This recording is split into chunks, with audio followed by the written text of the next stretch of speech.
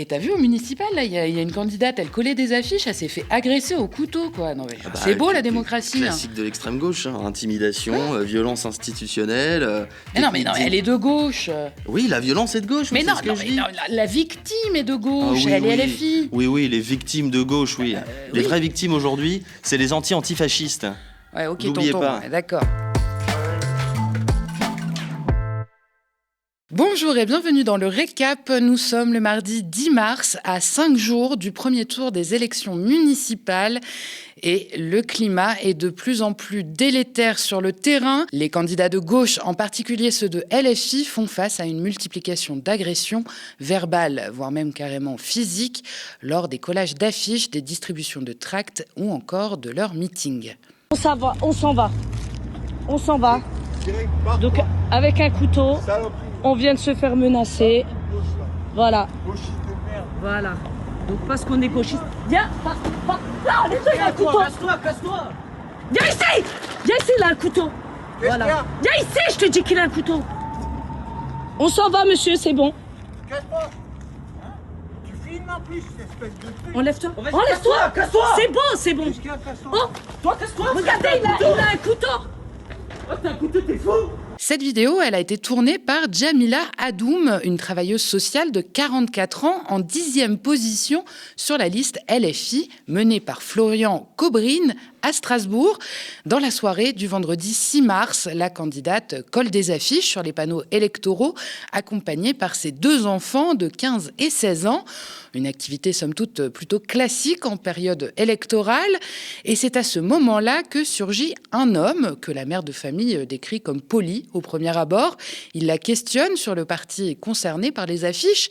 Et là, le ton change radicalement quand elle lui répond que c'est la gauche.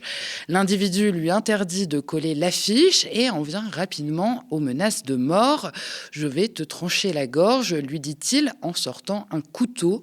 Le reste, c'est Djamila Hadoum qui le raconte elle-même au micro de nos confrères de Stras TV. Je lui ai dit, écoutez, excusez-moi. J'ai dit, écoutez, excusez-moi, je suis avec mes enfants, du coup. Dans ma tête, il se passait plein de choses. Alors je me suis excusée, je me suis avancée, il me suivait, il dit, je te tranche la gorge, gauchiste de merde. Et mes enfants, c'est des ados. Ils ont 16 et 15 ans et j'ai vu qu'il était prêt à en découdre. Et dans ma tête, c'était en train de me dire, ce monsieur-là, le moindre mot peut le faire passer à l'acte. Et j'ai des enfants, c'est des ados, et sa mère, elle se fait menacer.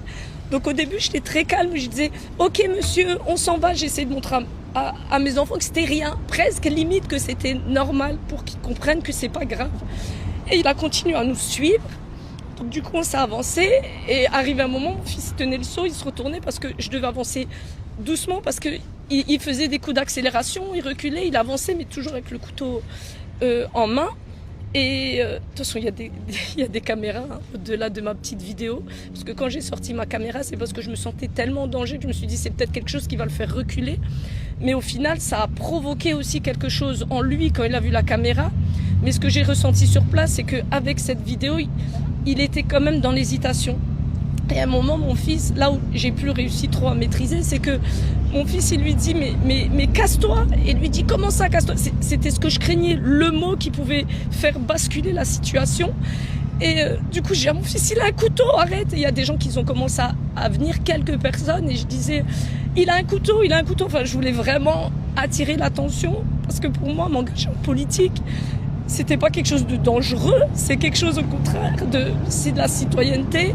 J'ai toujours mené un combat contre l'abstention dans les quartiers parce que pour moi, notre véritable arme, c'est l'urne. La candidate insoumise a déposé plainte suite à cette agression. Un homme de 61 ans a été placé en garde à vue ce lundi, sans que plus d'éléments n'aient été communiqués sur son profil à ce stade. Pour Djamila Hadoum, mère de famille, le choc est encore très vif. La scène, survenue sous les yeux de ses enfants, l'a profondément bouleversée. Alors cet épisode, il ne surgit pas de nulle part. Depuis une quinzaine de jours, la liste insoumise d'y subir une série d'intimidations de plus en plus appuyées. Le local de campagne en a fait les frais, la serrure a été forcée, puis recouverte de colle. Des excréments ont été déposés devant le local, ajoute même la tête de liste, Florian Cobrine, qui juge que les faits prennent une toute autre tournure depuis évidemment l'agression de sa colistière. Le même week-end, une autre candidate insoumise a été victime d'une agression physique, cette fois à Clermont-Ferrand, alors qu'elle tractait sur un marché. Il s'agit de la députée LFI et tête de liste dans la préfecture du Puy-de-Dôme, Marianne Maximi. On écoute son témoignage auprès du journal local La Montagne. Un homme a passé quelques minutes à nous injurier, est revenu régulièrement nous voir et à un moment est monté un peu plus en pression. Donc j'ai essayé de lui dire de partir, de le calmer et donc je lui ai dit que j'allais sortir mon téléphone pour le filmer s'il n'arrêtait pas. Et quand j'ai sorti mon téléphone, il m'a poussé assez violemment et a essayé d'attraper mon téléphone tout en m'insultant avec des insultes particulièrement misogynes. Donc j'ai déposé plainte au commissariat l'après-midi qui a suivi. Le récit de la députée a été confirmé par des témoins présents lors de l'agression, parmi eux des candidats concurrents de la liste LR Renaissance, qui rapportent que l'homme a notamment proféré des accusations d'antisémitisme à l'encontre de l'insoumise. Marianne Maximi a tout de suite désigné son agresseur comme étant un électeur du RN. Alors le candidat RN local est le seul, quand même on le précise, qui n'a pas témoigné son soutien suite à l'agression de la candidate insoumise. En revanche, il a toutefois retrouvé la parole pour nier cette affirmation. Il dénonce des accusations graves et irresponsables. Je le cite, « Transformer un incident dont les circonstances restent à établir en accusation publique relève d'une méthode lamentable. En pleine période électorale, elle ressemble à une tentative de créer artificiellement une polémique au détriment des faits. » Alors pour des gens qui passent leur temps à accuser la France insoumise d'être responsable de tous les maux de la planète, avouez que c'est quand même culotté. Marianne Maximi, elle a déposé plainte suite à cette agression. Au-delà de son cas personnel, la parlementaire LFI dénonce le climat détestable entretenu au niveau national qui a des conséquences bien réelles au niveau local. À force de répéter qu'aujourd'hui, les personnes qui luttent contre l'extrême droite sont devenues le danger dans le pays et que l'extrême droite est aujourd'hui une force respectable, et ça a des conséquences effectivement concrètes sur le terrain et donc c'est très grave. Et ceux qui participent à ça, à penser que la France insoumise devient dangereuse d'un point de vue politique, à nous mettre des étiquettes, nous diffamer aussi, sont aussi responsables de ce que ça crée sur le terrain. Évidemment, cet homme est responsable de ses actes lui-même, mais ce climat qui est entretenu au niveau national est détestable et a des conséquences locales. Alors difficile de donner tort à Marianne Maximi. L'hostilité envers la France insoumise, elle ne date d'ailleurs pas d'hier. Depuis des mois, certains partis politiques, évidemment l'extrême droite en tête, largement épaulés par les groupes militants, ils s'emploient à diaboliser le mouvement. L'affaire Quentin Derenque, ce militant nationaliste identitaire mort à Lyon, n'a évidemment fait qu'intensifier ce climat déjà particulièrement délétère. On l'a détaillé à maintes reprises dans le récap, mais Némésis s'est chargé de claironner mensonges et manigances politiques dans une séquence médiatique parfaitement calibrée. Les médias Bolloré, eux, ont parfaitement joué leur rôle en diffusant ces fables en boucle, pendant que les autres médias, eux, ont fait ce qu'ils font toujours, courir derrière le bruit. Et au final, le narratif de l'extrême droite s'est propagé jusqu'à être repris benoîtement par la classe politique qui se retrouve une énième fois à hurler avec les loups bruns « Il est beau le cordon sanitaire ». Et comme on le disait, tout ça, ça a des conséquences. Le week-end dernier, toujours, en plus de Strasbourg et de Clermont, on peut aussi parler de Fâche-Tuménil, près de Lille.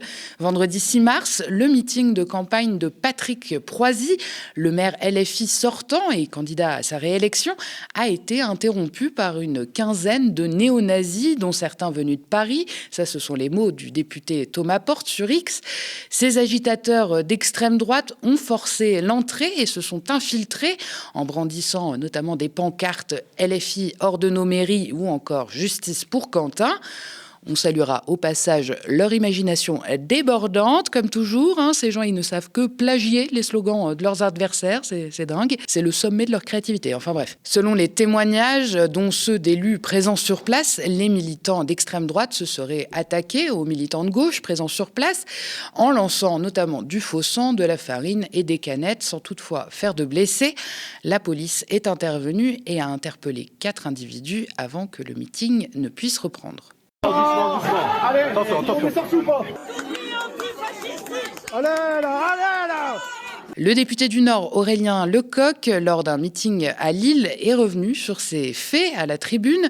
Il s'agirait de la 11e attaque fasciste en moins d'un mois dans les alentours de Lille. On l'écoute. Ce qu'il s'est passé à Fâche-Tuménil, cette attaque organisée d'un groupuscule d'extrême droite cagoulé, je le dis, de néo-nazis, est la continuité de la bascule fasciste qui est en train de frapper notre pays et qui frappe aussi notre ville de Lille. Car cette attaque à Fâche-Tuménil n'est pas la première. Elle est la 11e que les Lilloises et les Lillois ont à connaître depuis à peu près un mois. Le centre culturel libertaire a été attaqué. Le centre LGBTI du J'en suis j'y reste a été attaqué à 2 reprises. Ma permanence parlementaire également. 3 bars. Voilà où nous mènent les discours médiatiques qui ciblent systématiquement les insoumis, les mensonges et les calomnies.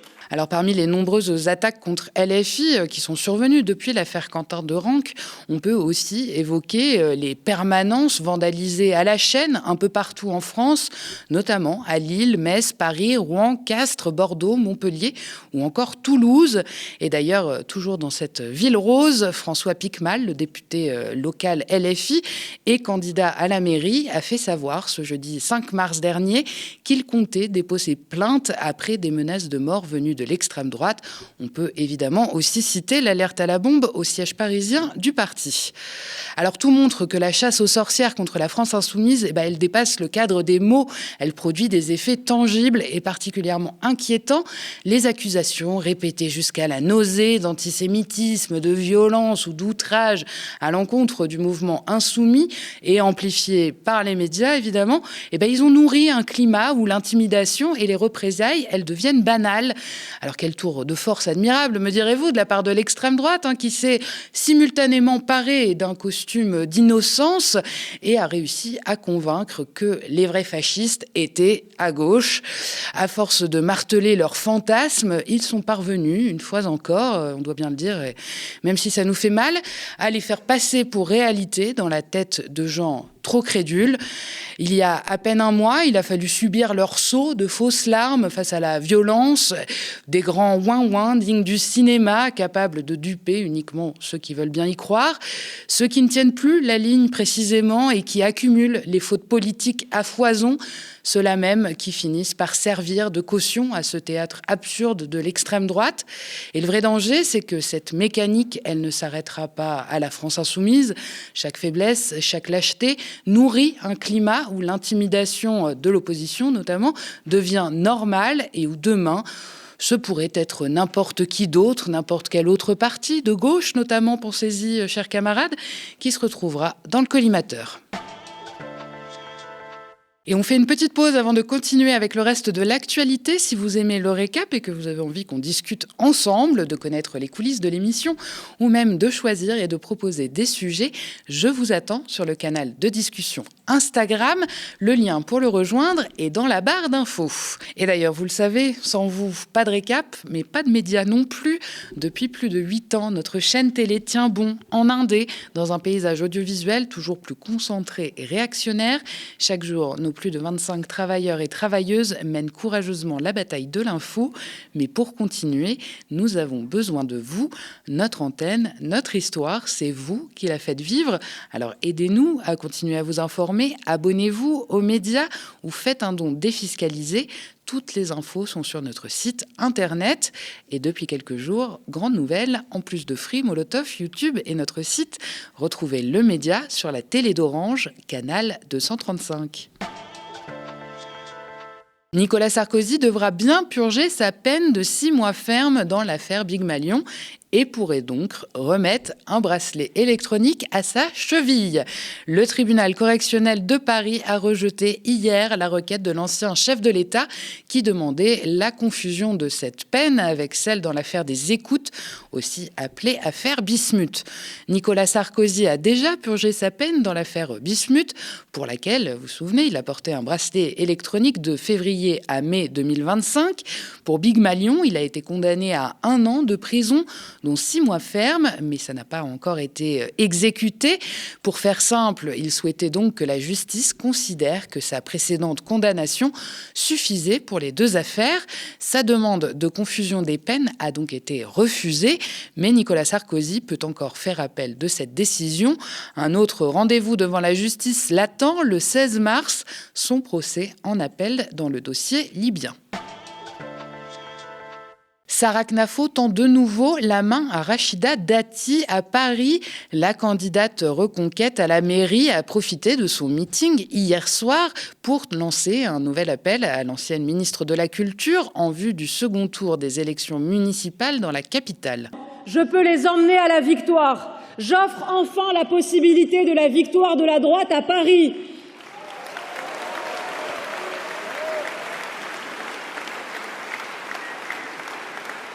Rachida Dati, même si elle était seule contre Emmanuel Grégoire, perd aujourd'hui.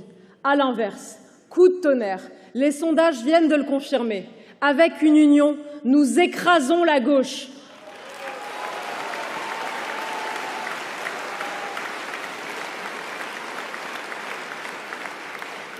Or, la seule à proposer l'union dès aujourd'hui, c'est moi. Plus je serai haut le soir du premier tour, plus je serai forte pour faire l'union, la seule voie vers la victoire.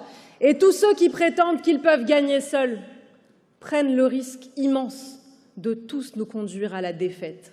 Interrogée à plusieurs reprises dans les médias, Rachida Dati exclut quant à elle pour l'instant un rapprochement avec la candidate Reconquête, mais elle n'a jamais dit qu'elle la considérait d'extrême droite.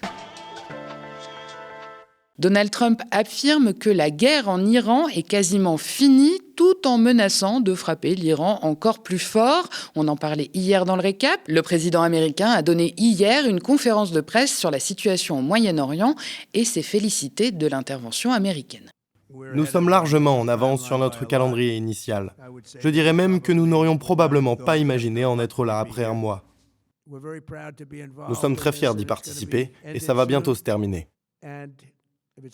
Et si ça recommence, ils seront encore plus durement touchés. Plus tard dans la soirée, il s'est montré encore plus offensif en déclarant que les États-Unis, je cite, « ne s'arrêteraient pas avant que l'ennemi ne soit totalement et définitivement vaincu ». De son côté, Emmanuel Macron a convoqué ce soir un conseil de défense et de sécurité nationale sur la situation en Iran et au Moyen-Orient. Au sein de l'Union européenne, l'Espagne est pour l'instant le seul pays à avoir condamné les bombardements américains comme une violation du droit international et a refusé d'ouvrir ses bases aux États-Unis. Merci d'avoir regardé cette nouvelle édition du Récap. N'hésitez pas à nous laisser vos impressions en commentaire si vous nous regardez sur YouTube ou via email si vous nous regardez à la télé. Pour nous soutenir, n'oubliez pas de vous abonner aux médias ou de faire un don défiscalisable sur notre site internet. Vous pouvez aussi, et ça ne coûte rien, parler de nous autour de vous et nous suivre et nous partager sur les réseaux sociaux. Ça fait beaucoup. Et pour retrouver nos programmes, rendez-vous sur Free, canal 165, sur Orange, canal 235, mais également sur Molotov, sur notre site, ainsi que sur nos 2 chaînes YouTube, Le Média et Le Média 24/7. Merci, très bonne soirée sur Le Média.